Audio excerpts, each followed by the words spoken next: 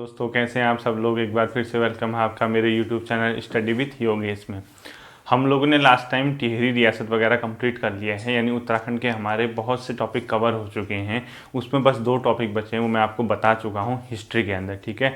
बाकी बहुत से लोग ये सोच रहे होंगे सर आपने मौलाराम वगैरह या गढ़वाली चित्रकला ये सब नहीं पढ़ाई। ये मैं उत्तराखंड के इतिहास का एक विविध वाला सेक्शन लेके आऊँगा, जिसमें मैं आपको यहाँ के कल्चर, यहाँ की जो कला वगैरह, संस्कृति वगैरह है उसमें पढ़ाऊँगा। उसी के अंदर सब चीज़ें कवर हो जाएंगी, ठीक है। आज का सेशन बहुत से आप लोगों के डाउट वगैरह क्लियर करूंगा मैं, यानी कैसे तैयारी करनी है, क्या करना है, कैसे पढ़ना है, कैसे पढ़ा जाए, कितना टाइम पढ़ाई को दिया जाए, प्राइवेट सेक्टर वाले क्या करें, जो कहीं और जॉब कर रहे हैं उनको कैसे इसमें टाइम निकालना चाहिए, टाइम मैनेजमेंट क्या होगा, वो मैं आपको आज के सेशन में बताऊँगा। दूसरा, मेरी कोशिश रहेगी कि आपको थोड़ा सा मैं मोटिवेट कर सकूँ, थोड़ा आपको मोटिवेशनल स्पीच दे सकूँ, जिससे आपके अंदर का रक्त प्रवाह क्या हो जाए, तेज हो जाए, ठीक है। यानी कि आपको एक बार फिर से ऊर्जा मिल सके, ठीक। दूसरी बात, जैसे मैंने आज क्वेश्चन पोस्ट किया था, एक चीज़ डाली थी मैंने वहाँ पे कि निम्नलिखित में से कौन सी एक रियासत का हिस्सा या एक रियासत रही थी, मतलब अपने कम्युनिटी टैब में डालता मैंने यूट्यूब पे। उसमें कुछ लोगों ने श्रीनगर भी मारा, कुछ लोगों ने अल्मोड़ा मारा, कुछ लोगों ने देवलगढ़ भी मारा। अब देख लीजिए, यही मैं कहता हूँ कि आप लोग ध्यान से क्यों नहीं पढ़ते हैं। जब आपको पूरा टिहरी रियासत मैंने एक चैप्टर पढ़ा दिया, एक पूरा सीरीज पढ़ा दिए हैं, उसके बावजूद आप क्या कर रहे हैं कि उत्तरों में ऐसा डामाडोल कर रहे हैं, ऐसा हेरा फेर कर रहे हैं। इतना सिंपल क्वेश्चन, इतनी बेसिक चीज़ पूछने के बाद वो क्वेश्चन आपका गलत नहीं होना चाहिए, ठीक है। उसी चीज़ को सुधारने के लिए मैंने अपने यूट्यूब चैनल के माध्यम से आप लोगों को समझाने की कोशिश की है कि हम लोगों को कैसे तैयारी करनी है, ठीक है।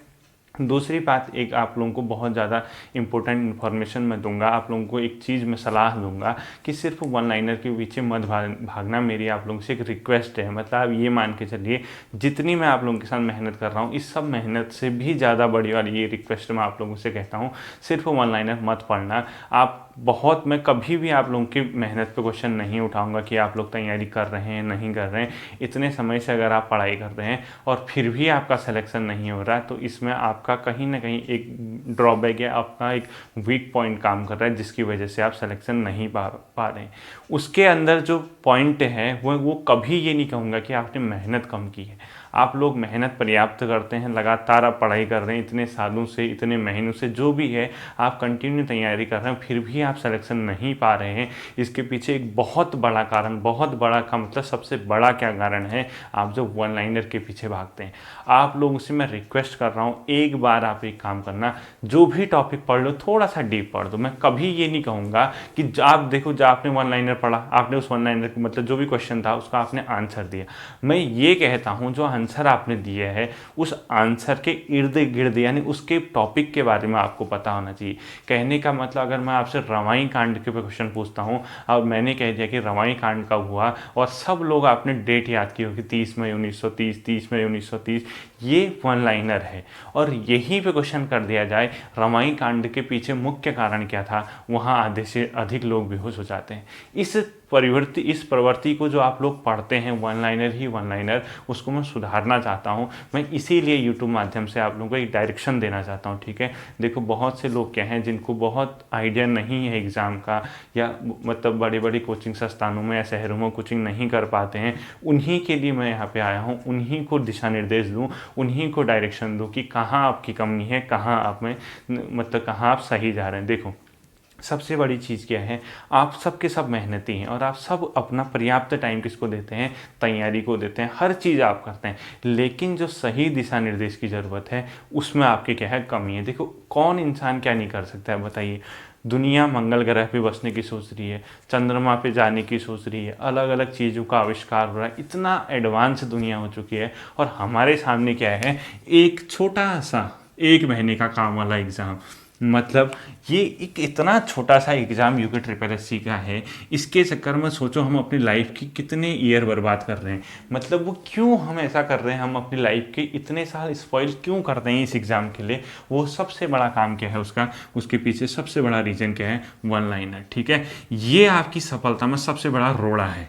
सबसे भयंकर, सबसे बड़ा रोड़ा आपके सफलता के बीच जो है, यानी आपकी मंजिल और आपके बीच का जो सफलता का रोड़ा है, वो कौन है? यही वन लाइनर है। यानी आपका जो सैड मूड होता है एग्ज़ाम देने के बाद, इसी वन लाइनर के चक्कर में होता है। और मैं यहाँ पे आप सबसे कहना चाहता हूँ इस माध्यम से, इस यूट्यूब चैनल के, कभी मैं ये नहीं कहूँगा कि वन लाइनर मत पढ़ो।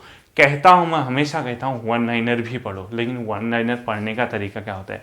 रात को डिनर करते हैं, नींद आ रही होती है, बोर आ रहे होते, तो उसके एमसीक्यूज कर दो, जो भी आपने पढ़ रखा है, जो आप पढ़ते हैं उसकी प्रैक्टिस करो। आपका मन नहीं लग रहा पढ़ने में, आप एमसीक्यू टिक मारना शुरू कर दो, यानी वन लाइनर वहाँ पे आप लोग काम कीजिए। मैं कभी ये नहीं कहूँगा 10 या 12 कॉपी मोटे मोटे रजिस्टर 10-20 कॉपियों के बना के एक एक करके उसको छानते रहो, ठीक है? यही आपके अंदर की सबसे बड़ी कमी है, इसी की वजह से आप लोग सफल नहीं हो पा रहे हैं। मैं रिक्वेस्ट करता हूँ, आप लोग मुझे अपना भाई मानो, गुरु मानो, जो भी मानते हो, ठीक है? एक बार मेरी बात सुन लो, इस प्रवृत्ति को थोड़ा सा बदल दो, बस आप लोग कर सकते हैं। देखो, कुछ नहीं बिगड़ा है, आज करो, कल करो, जिस दिन जागो उस दिन सवेरा, ठीक है?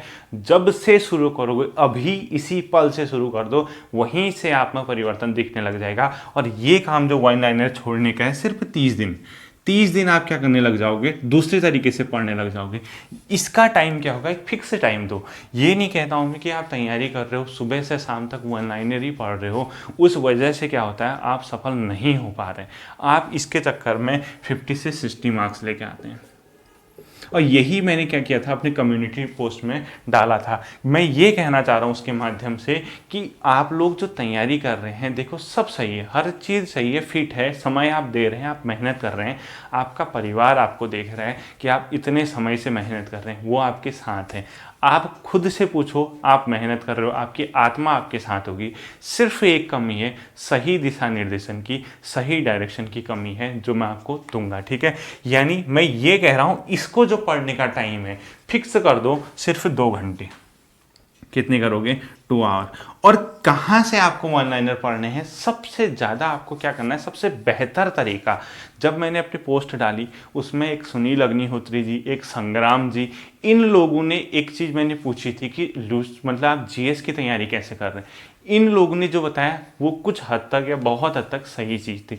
इन लोगों ने कहा हम लूसेंट का पहले क्या करते हैं, जिसमें थोड़ा सा डीप दे रखा है, यानी जो किताब टाइप की है, उसके बाद उस चैप्टर को कंप्लीट करने के बाद लूसेंट के बहुविकल्पी से हम क्या करते हैं, उसके ऑब्जेक्टिव करते हैं।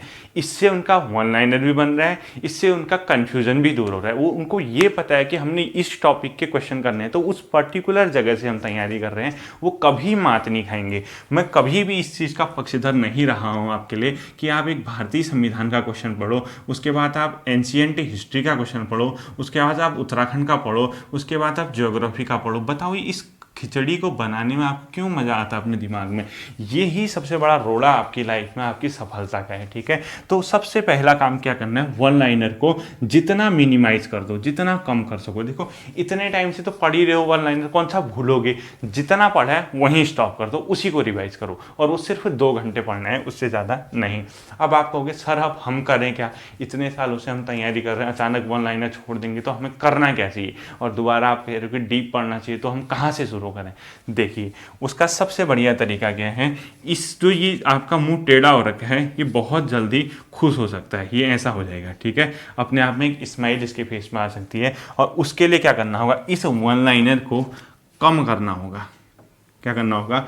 कम करना होगा। और जिस तरीके से मैं पढ़ा रहा हूँ, मैं ये नहीं कहता हूँ कि इन्हीं वीडियोस को देखो, मैं कहता हूँ सेल्फ स्टडी सबसे बड़ी है। किसी का माध्यम नहीं, कोई मीडियम नहीं, कोई चैनल नहीं, कोई कुछ नहीं। सबसे बढ़िया, सबसे अच्छा तरीका होता है पढ़ने का, वो होता है सेल्फ स्टडी। सेल्फ स्टडी के माध्यम से आपको समझ नहीं आ रहा तो आप हेल्प लेते हैं। देखो, हज़ारों किताबें हैं, हज़ारों यूट्यूब चैनल है, जहाँ आपको दिखता है वहाँ से आप हेल्प लीजिए। आप क्या करेंगे, उत्तराखंड के मैंने जितने टॉपिक पढ़ा रखे हैं, यानी उत्तराखंड इतिहास के हमने इतने टॉपिक पढ़ दिए, आप इसी तरीके से आप तैयारी करेंगे। यानी जो जो टॉपिक मैं पढ़ा रहा हूँ, यानी कुड़िंद पढ़ाया आपको, कत्यूरी पढ़ाया, चंद पढ़ाया, पंवार पढ़ाया, गोरखा पढ़ाया, ब्रिटिश पढ़ाया और टिहरी रियासत पढ़ाया, इतने टॉपिक सिर्फ, जबकि डेली उत्तराखंड की क्लास नहीं आती है, सिर्फ 70 डेज में जिस चीज़ को आप 2 से 3 या 2.5 सालों से रटने में लगे हो, उस चीज़ को मैंने विथ अदर टॉपिक 70 डेज में आपको पढ़ा दिया है। और चीज़ भी लाता हूँ मैं, इसमें एनसीईआरटी लाता हूँ, इसमें मेरी हिंदी की क्लास आती है, इसमें मेरी पॉलिटी आती है, कुछ क्लासेज मेरी हिस्ट्री की भी आई हैं। तो जब मैं 70 डेज में आपको उतने टॉपिक कवर करवा रहा हूँ, उस तरीके से पढ़वा रहा हूँ, आप उन टॉपिकों के अब जाके एमसीक्यू करो तो क्या दिक्कत है। जब हम संडे को लाइव क्विज करते हैं, लाइव क्विज में मैं आपको देखो क्वेश्चन कहाँ कहाँ से पूछता हूँ, कभी ऊपर कभी नीचे, आप तुरंत आंसर दे देते हो। क्यों? क्योंकि आपने पढ़ने का तरीका सीखा है, पढ़ने का सलीका सीखा है, ठीक है।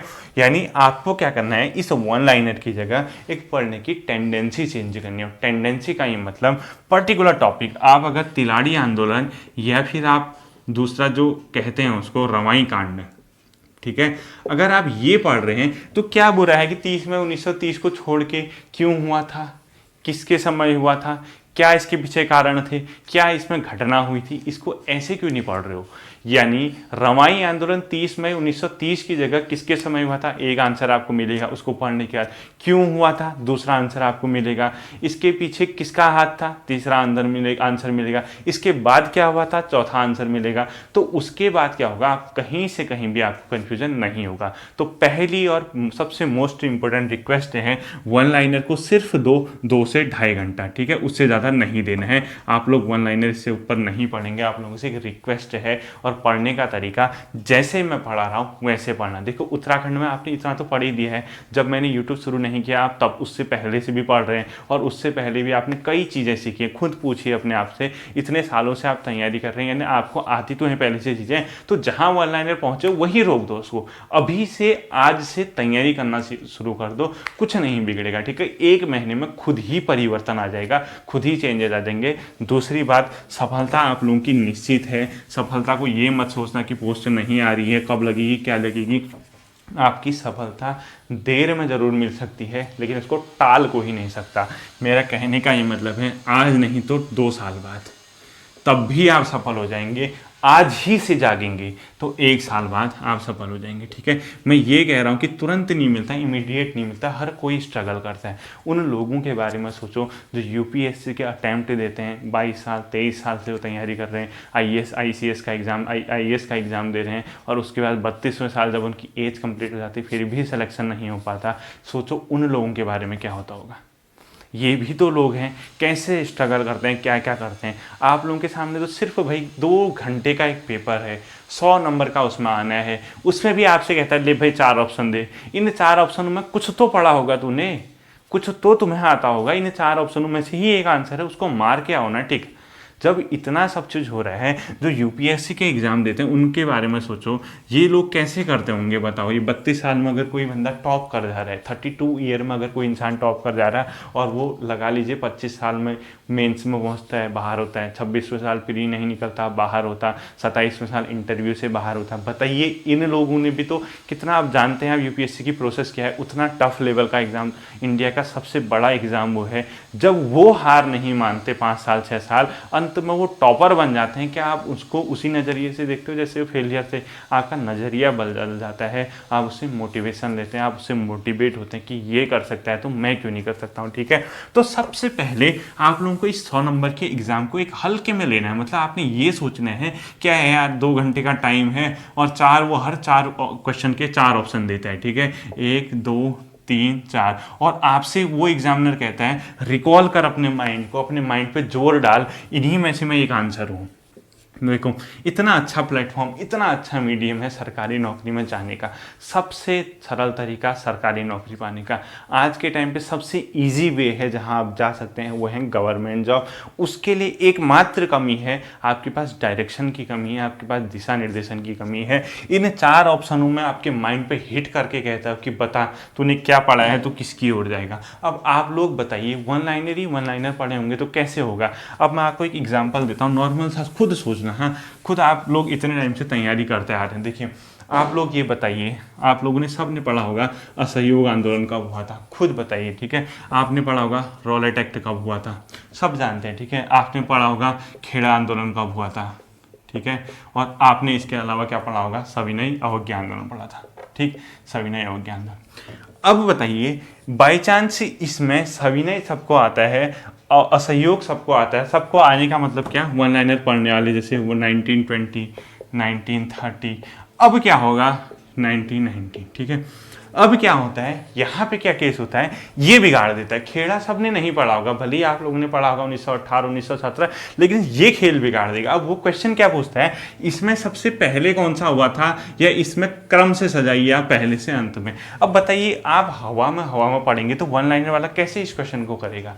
तो मैं ये कहता हूँ, एक इमेज, एक फ्रेम बनाओ दिमाग में, जो भी पढ़ रहे हो ये सोच के चलो कि इस टॉपिक से कोई क्वेश्चन आएगा तो मेरा नहीं छूटेगा, भले दूसरे का छूट जाए, मैं इसको करके आऊँगा, मैं इसको करके आऊँगी, और मेरा मार्क्स से क्या होगा, ऐड होगा, मेरे टोटल 100 नंबर का जो पेपर है उसमें मैं लोगों से लीड लूँगा। ठीक है, कहने का मतलब आपको वन लाइनर के साथ साथ थोड़ा सा डीप स्टडी करनी है। ठीक है, और डीप स्टडी के लिए अब आती क्या पढ़ें, कौन सी बुक पढ़ें। देखिए, उत्तराखंड सबसे कम देना है अब समय, इतने साल से उन लोगों के लिए नहीं जो पहली बार तैयारी कर रहे हैं, वो सबसे ज़्यादा उत्तराखंड को समय दो।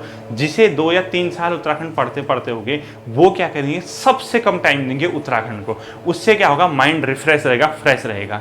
और दूसरी बात, सिर्फ एक बुक पढ़नी है, 1 या 2 बुकें पढ़नी है, उसके अलावा कुछ नहीं पढ़ना, ना फेसबुक से पढ़ना है, ना यूट्यूब से पढ़ना है। मैं ये नहीं कहता मेरी वीडियो पढ़ो, मेरी वीडियो भी नहीं पढ़नी है। आपको पसंद आता है, सही लगता है तो आप पढ़िए, नहीं तो कोई ज़रूरत नहीं। मैं आपके लिए कह रहा हूँ, उत्तराखंड को अब सबसे कम समय देना। कौन, जो 2 या 3 सालों से तैयारी कर रहे हैं, और जो अभी अभी तैयारी कर रहे हैं, वो उत्तराखंड को सबसे ज़्यादा टाइम देंगे। ठीक है, 2 या 3 साल से तैयारी करने वालों को सबसे कम समय क्यों देना है, वो इसलिए कह रहा हूँ। बाकी की तैयारी मैं करा तो रहा हूँ आपके साथ, 100% मैं यहाँ पे जोर लगाऊंगा। ठीक है, और आप क्या करना, या तो अजय रावत जी को पढ़ लेना, परीक्षावाणी कंपलसरी है, या आप टोलिया जी की कोई किताब पढ़ लेना, बस। इसके अलावा मेरी वीडियो देखो, और कुछ नहीं देखना है। जो 2 या 3 साल से तैयारी कर रहे हैं, तो आप ये बताइए, वन लाइनर तो आपने लिखे हैं, उसको रिवाइज करते रहिए जो पढ़े हैं। ठीक है, अब नहीं लिखोगे वन लाइनर, अब जैसे पढ़ा रहा हूँ उस तरीके से चलोगे, उसके अलावा कुछ नहीं। ठीक है, यानी जो 2-3 सालों से तैयारी कर रहे हैं उसके लिए ये। बाकी जो पहली बार तैयारी कर रहा, उसके लिए तो गोल्डन अपॉर्चुनिटी है। उसके दिमाग में तो कुछ है ही नहीं, उसको तो अच्छा मार्क्स दो, अच्छी चीज़ें दो, वो तो तुरंत गेन करेगा, क्योंकि इसके माइंड में फालतू चीज़ है ही नहीं। उसके लिए क्या होगा, वो या तो मेरी वीडियो से शुरू करे, या किसी एक बुक को तैयार कर ले, बस। उसको कुछ नहीं पढ़ना है। उससे मैं रिक्वेस्ट करूंगा, जो पहली बार तैयारी कर रहा है, उन अफवाहों से, उन क्वेश्चनों से बचना जो हर कोई अपने स्तर से बना के आपके सामने पेश करेगा। वो किसी गांव का होगा, किसी जिले का होगा, किसी तहसील का होगा, वहाँ कोई चीज़ देखेगा, वो गाड़ गधेरा, उसी से आपसे क्वेश्चन कर देगा। इन चीज़ों से बचना। आयोग ऐसा नहीं करता है। आयोग जो पूछेगा उसके पीछे कोई ना कोई घटना काम करेगी, कोई ना कोई बड़ी चीज़ काम हुई होगी। फिर यही कहते रहोगे अजय रावत का मकान कब टूटा भूकंप से। वो पूछने के पीछे क्या कारण था, मैंने आपको पढ़ा दिया है पवार राजवंश में। वो अपने आप में कोई ना कोई स्टडी थी। तो उत्तराखंड के लिए ये करना है। रहा जीएस का सवाल, जीएस में क्या करना है वो देखिए।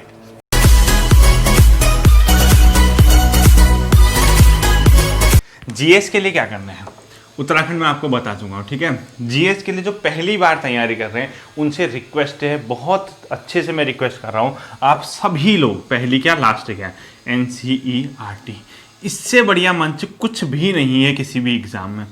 आप देखना, जो क्वेश्चन यूके SSC या यूके PSC ने कभी पूछे होंगे, वो एनसीईआरटी के बाहर बहुत रेयर केस में जाता है, बहुत कम केस में जाता है। ठीक है, यानी हार्डली आप देखेंगे एनसीईआरटी से बाहर, मतलब आपको कहीं क्वेश्चन नहीं मिलेगा तो एनसीईआरटी में मिल जाएगा। ठीक है, आप लोगों को क्या करना है, नए भी हैं जो पुराने भी हैं, उन लोगों को एनसीईआरटी से क्या करनी है, तैयारी करनी है। और जो स्टार्टिंग मैंने आपको बताया था, पहले मैं अपनी वीडियो में जा चुका हूँ, लूसेंट की दोनों बुकें लेके आनी है। ठीक है, यानी एक ऑब्जेक्टिव वाली लेके आनी है, और एक जो ब्लू कलर की होती है। पहले ब्लू कलर का कोई एक चैप्टर पढ़ोगे लूसेंट का, जिसमें थोड़ा सा उसने डिटेल से दे रखा है, उसी चैप्टर के एमसीक्यू आप किससे करेंगे, लूसेंट ऑब्जेक्टिव से। इसके साथ साथ आपको क्या करना है, एनसीईआरटी की किताबें पढ़नी है। अब आप कहोगे सर हम एनसीईआरटी कैसे पढ़ें, इतना टाइम कैसे दें। देखिए, उसके लिए कुछ नहीं करना है, मार्केट में आपको हजारों प्रकार के 6 से 12 तक की एनसीईआरटी के सार मिल जाएंगे। यानी हो सकता है वो कोई ऐसी किताबें भी आपको मार्केट में मिलेंगी जिसमें एनसीईआरटी बेस्ड एमसीक्यू दे रखे हैं, उससे आप जीएस तैयार करोगे, वो सबसे बढ़िया तरीका है। और इसमें कितना लगता है, 6 महीने से ऊपर नहीं लगता। देखो 6 महीने आपका ये काम करने में लग जाएगा एनसीईआरटी। और यहाँ कितना आता है आप जानते हैं, एक हिस्ट्री के क्वेश्चन आते हैं, एक जियोग्राफी के आते हैं, इकोनॉमिक्स बहुत कम आती है एनसीईआरटी लेवल की। ठीक है, इकोनॉमिक्स से वो कोई योजना वगैरह सरकार की पूछता है, और बहुत मुश्किल से कोई क्वेश्चन आता है इकोनॉमिक्स से। ठीक है, बाकी देखिए थोड़ा बहुत साइंस के क्वेश्चन आते हैं, उससे ऊपर नहीं आते हैं। तो आप लोगों को क्या करना चाहिए, लूसेंट का ऑब्जेक्टिव और जो लूसेंट थोड़ा डिटेल देखा उसको पढ़ने के साथ साथ एनसीईआरटी की क्लासेस पढ़नी चाहिए। चाहे आप मेरी वीडियो पढ़ो, चाहे यूट्यूब पे किसी और का पढ़ो, या आप मार्केट से कोई बुक लेके एनसीईआरटी की सीरीज शुरू करो। इससे क्या होगा, आपकी जीएस में स्ट्रांग होगा, मतलब आप जीएस में क्या हो जाएंगे, मजबूत हो जाएंगे। ठीक है, रहा तीसरी चीज का सवाल,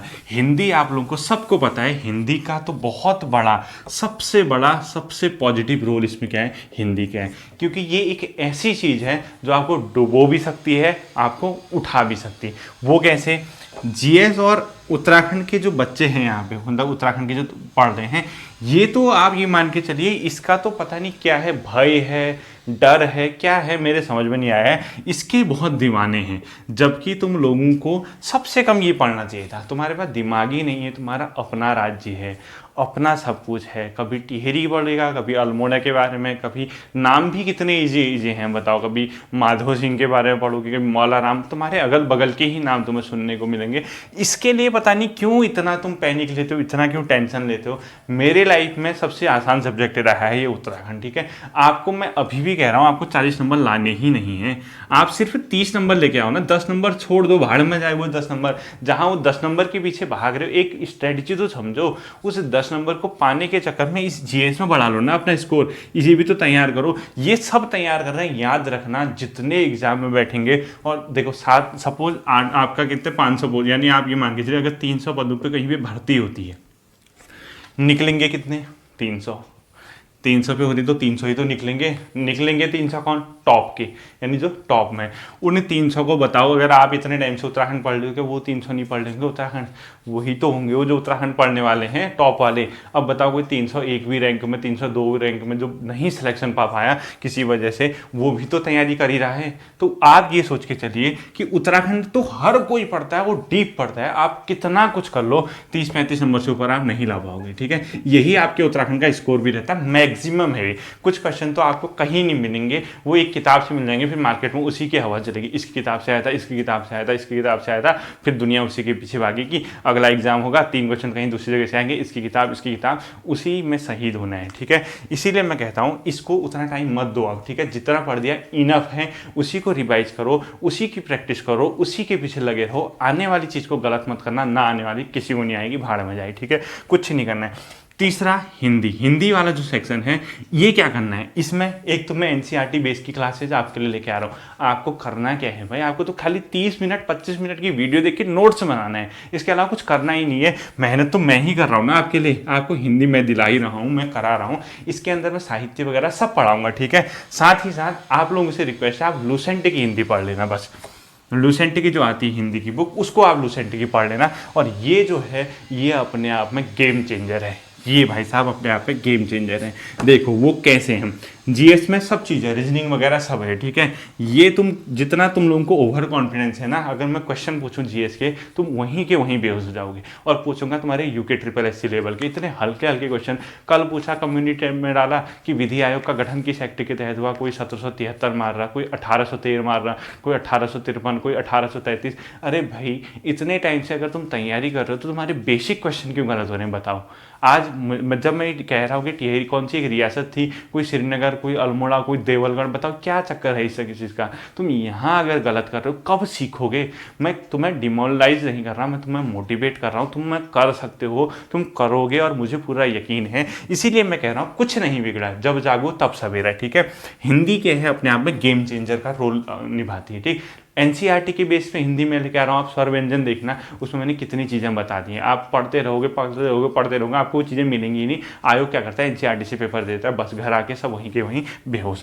हिंदी का सेक्शन, ठीक है, इसको बहुत अच्छे से टाइम देना। जीएस मैंने बता दिया, और उत्तराखंड का ये हो गया। अब देखिए तीसरी चीज़, कंप्यूटर और रीजनिंग के लिए आप वही पढ़ना जो मैंने बताया था आपको। एक लूसेंट की 25-30-35 रुपये किताब आती, कंप्यूटर, उससे पढ़ना है। ठीक है, लास्ट चीज़ आता है टाइम कैसे मैनेज करें।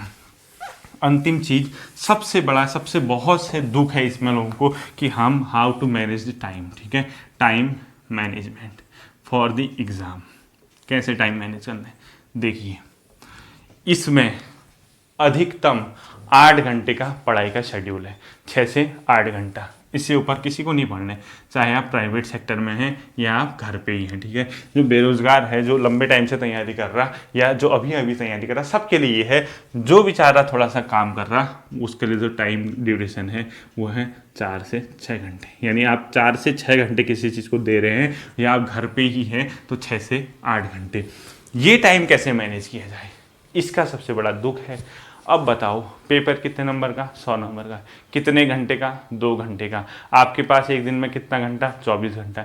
सोते कितने हो? 8 घंटा। खाना पीना सब चीज़ मिला के 4 घंटा। बचे कितने? 12 घंटे।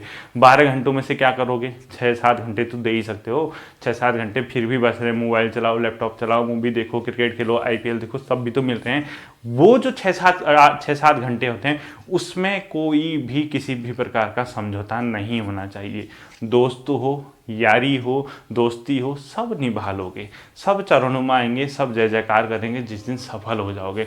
नहीं होगे ना तो कोई नहीं पूछेगा, दुनिया में ये भी नहीं पूछा जाएगा भाई कहाँ हो, क्या करो, कुछ नहीं। किसी का ना कॉल आएगा ना मैसेज आएंगे, कहाँ हो, जी रहे हो, मर रहे हो, कोई नहीं पूछेगा अपने परिवार के अलावा। दुनिया में एक मात्र दोस्त अपनी फैमिली होती है, ठीक है। इसके अलावा कोई तुम्हें कुछ नहीं पूछने वाला है। यही तुम्हारा मरते दम तक साथ देगा, यही तुम्हारे साथ रहेगा हर स्ट्रगल में, हर सुख में, हर दुख में। बाकी ना ये मौसम के रुख की तरह होते हैं, हवा जहाँ की ओर गई वहाँ की ओर बदल गई, ठीक है। और मौसमी छात्र कभी भी मत होना। मौसमी छात्र उसको कहते हैं जो विज्ञप्ति आने के बाद पढ़ते हैं। एक एग्ज़ाम दिया, विज्ञप्ति गई, सिलेक्शन हुआ, नहीं हुआ, फिर अगली विज्ञप्ति आने के बाद तैयारी करेंगे, फिर अगली विज्ञप्ति आने के बाद, वो होते हैं मौसमी स्टूडेंट। जैसे मौसम होता है ना, हर चीज़ का मौसम, बरसात का, ठंडियों का, गर्मियों का, ऐसा छात्र मत बनना। एक रिक्वेस्ट है, मौसमी स्टूडेंट नहीं बनना है, ठीक है। दोस्ती यारी नातेदारी सब छोड़ो, इसके अलावा कोई भी तुम्हारा अपना नहीं है। यही तुम्हारा सुख का दोस्त साथी है, यही तुम्हारे दुख का साथी है, यही तुम्हारी बहन, तुम्हारा भाई, तुम्हारे माता पिता, यही तुम्हारे लिए क्या है, सब कुछ है। इन्हीं के लिए आपको टाइम मैनेज करना है। कैसे करना है देखो, सुबह आप जितने भी बजे उठते हैं उससे कोई मतलब नहीं। कोई कहता है सर रात को पढ़े, शाम को, मतलब सुबह पढ़े, कब बेटर रहेगा? जब बेहतर लगे तब पढ़ो, जब दिमाग शांत है, माइंड हैप्पी होना चाहिए, खुश होना चाहिए, उसके अकॉर्डिंग किसी भी टाइम पढ़ो, कोई फर्क नहीं पड़ता है। दिन में 12 बजे पढ़ो, शाम को 4 बजे पढ़ो, कोई फर्क नहीं, रात के 1 बजे पढ़ो, कुछ नहीं, ठीक है। टाइम मैनेजमेंट का ये कहना है, आप अपने हिसाब से इन 6 से 8 घंटों को दे देना, ठीक है, जहां भी आप दे रहे हो, ठीक है। 1 घंटा हिंदी, शेड्यूल सब अपने हिसाब से तय कर लेना किस टाइम पढ़ना है, ठीक है। मैं अपनी ओर से बता दूंगा किस टाइम करना चाहिए। 2 से 3 घंटे उत्तराखंड, ठीक है। कितना हो गया? 1 घंटा, 2 से 3 घंटा, यानी टोटल मिला के कितने हो गए? 4 घंटे, 6 से 8। बाकी के 3 घंटे, 3 से 4 घंटे ये देना है अदर। अदर का मतलब इसी में GS है, इसी में रीजनिंग है, इसी में कंप्यूटर है, इसी में करंट अफेयर है। क्योंकि तुम इतने विद्वान हो, कुछ भी कर लो, 30 से 35 नहीं जाओगे, ठीक है। ये तुम्हारा एक, ये कब जाएगा? जब ठीक पेपर बनेगा। अब ये नहीं कि सब हल्के क्वेश्चन आएंगे तब 40 में 40 भी ले आओगे, मैं मना नहीं कर रहा हूँ ये। और ये सबसे ज़्यादा यहाँ तैयारी करने वाले हैं। 90% लोग इसी का रोना रोते हैं कि उत्तराखंड पढ़नी है, उत्तराखंड पढ़नी है। उसमें सिलेक्शन पाने वाले जो 300 का बता रहा हूँ ना, वो यहाँ जाएंगे, जो सिलेक्शन वाले हैं, ठीक है। ये पोर्शन बहुत कम, बहुत लाइटली जो लिया है ना, धोखा दे सकता है ग्रेजुएशन के एग्जामों में। यानी जिसकी क्वालिफिकेशन ग्रेजुएशन होगी वहाँ ये आपको धोखा दे सकता है, ठीक है। आपको 3 से 4 घंटे क्या करना है, वो मतलब GS को देना है। हिंदी को मात्र 1 घंटा दो, ज़्यादा नहीं देना है फिलहाल, ठीक है। जब तक एग्जाम डेट नहीं आती है उसके बाद आप उसकी रफ्तार बढ़ा देंगे, ठीक है। 1 घंटा हिंदी, 30 से 35 मिनट, मतलब ये उत्तराखंड 2 से 3 घंटा, और 3 से 4 घंटा क्या करना है, अदर सब्जेक्ट को देना है। अब कहोगे सर हम कैसे मैनेज करें? देखो मैं बताता हूँ। सुबह जब भी उठते हो उससे सबसे पहले आपको क्या करना है, हिंदी ही पढ़नी है। इसका निपटारा कर दो। 1 घंटा जब भी देते हो सुबह ही कोशिश करना दे दो, पूरा दिन अच्छा रहेगा हिंदी निपटा दी तो, क्योंकि एक अंदर सेटिस्फिकेशन मिल जाएगा कि मैंने हिंदी पढ़ ली है, ठीक है। अब उसका हेडेक नहीं लेना है, ठीक, पढ़ ले। ये कब पढ़ो? इसको करना है जो ये होगा, ये टॉपिक के साथ साथ जो 1 लाइनर का है, रात का काम है, ठीक है। ये कब का काम का? रात का। जब भी पढ़ते हो आप 8 से 12 पढ़ो, 9 से 11 पढ़ो, जब भी पढ़ते हो। उत्तराखंड आपका दिन का, डे का टाइम है, ठीक है। ये किसके लिए है? जनरल शेड्यूल वालों के लिए, जिसके पास इनफ टाइम है, जो घर पे रहता है। अब कहोगे सर हम प्राइवेट वाले हैं, जॉब करते हैं, अदर वर्क भी होता है, वो कैसे टाइम मैनेज करें? वो भी कर लेंगे टाइम मैनेज, ठीक है। सुबह आप भी हिंदी पढ़ेंगे, जो प्राइवेट सेक्टर में या कहीं पे जॉब कर रहे हैं, सुबह के टाइम पे आप हिंदी पढ़ेंगे, ठीक है। जब आप जॉब में होते हो वहाँ आप वन लाइनर पढ़ोगे। कुछ लेके जाना, घर से लेके जाना, एक हल्का सा पतला सा नोटबुक, ऐसा तो नहीं 24 घंटे जॉब कर रहे हो, 10 मिनट भी मिला ऐसी नज़रें मार के वन लाइनर, मतलब आंसरों में हाईलाइट किए रहना, हाँ हाँ हाँ हाँ हाँ, 20 25 30 क्वेश्चन वन लाइनर पढ़ लेना जॉब के दौरान। वहाँ कोई किताब मत लेके जाना। घर आते हो, घर आने के बाद खाना पीना जो भी बनता है आप लोगों को क्या करना है, रात को 2 घंटा उत्तराखंड, 2 घंटा जीएस, ठीक है, 4 घंटा और 1 घंटा सुबह हिंदी। ये क्या है, जनरल शेड्यूल है। बाई चांस किसी दिन छुट्टी मिलती है, उस दिन ये टाइम और बढ़ा के 8-10 घंटा कर लो, ठीक है। उस दिन शेड्यूल क्या कर देना है, इंक्रीज कर देना है, बढ़ा देना है टाइम। एक बार सफल हो जाओगे ना, ये सारे अपने स्ट्रगल के दिन याद आएंगे, हमेशा याद करोगे कि हाँ इतना स्ट्रगल किया, इतने तरीके से पढ़ाई की, ऐसे में से हमने स्ट्रगल किया। और उस दिन क्या है, सबसे ज़्यादा खुशी तुम ही को मिलेगी कि यार हमारा काम किया हुआ, जो भी हमने इतनी मेहनत की, हमें फाइनली क्या मिली, सक्सेस मिली, हम इसको कर रहे हैं, ठीक है। ये चीज़ आपके क्या है, टाइम मैनेजमेंट को लेकर, ठीक है। तो उम्मीद करता हूँ आप लोगों को ये चीज़ समझ आई होगी, कैसे टाइम मैनेज करना है, क्या पढ़ना है क्या नहीं पढ़ना है। मैं आप लोगों को डरा नहीं रहा हूँ, आप सफल थे, सफल है, सफल रहेंगे। इसी तरीके से आप लोगों को चलना है, इसी तरीके से तैयारी करनी है। मैं आपके साथ हूँ। बाकी जितनी कोशिश होगी, देखिए जैसी ही विज्ञप्ति आती है आपकी ग्राम विकास अधिकारी वगैरह, जो भी विज्ञप्ति आएंगी वहाँ से मैं आपका 100% आपके साथ दूंगा। एनसीईआरटी वगैरह के एमसीक्यूज कैसे करने हैं, कैसे वन लाइनर तैयार करना है, कैसे उत्तराखंड के क्वेश्चन सॉल्व करने हैं, हिंदी में क्या पूछ सकता है क्या नहीं पूछ सकता, जीएस में कहाँ पे से क्वेश्चन आ सकता है, वो मैं तब कराऊंगा। अभी आप मेरे जितना मैंने बता रखा है इस हिसाब से चलिए, ठीक है। फिर मिलते हैं अगले सेशन में। अगले सेशन में अगला टॉपिक आएगा। आज के टॉपिक के लिए आज की बातें इतनी ही थी। उम्मीद करता हूँ आपकी समझ आया होगा, आप इस दिशा में काम करेंगे। Thank you.